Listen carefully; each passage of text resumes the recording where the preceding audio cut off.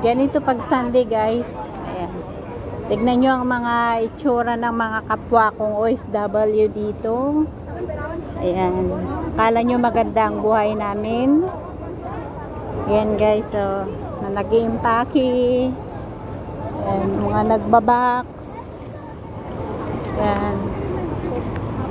So, wag nyong sabihin na maganda ang aming buhay dito sa ibang bansa, guys.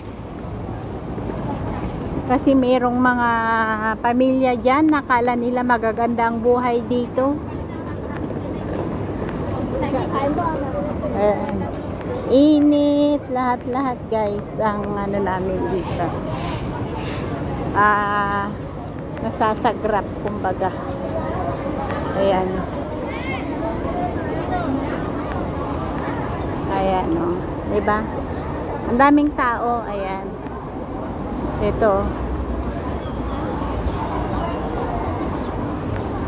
So, ayan guys.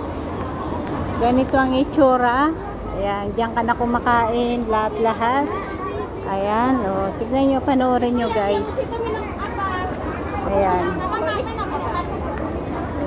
Diba? Napakahirap po guys buhay.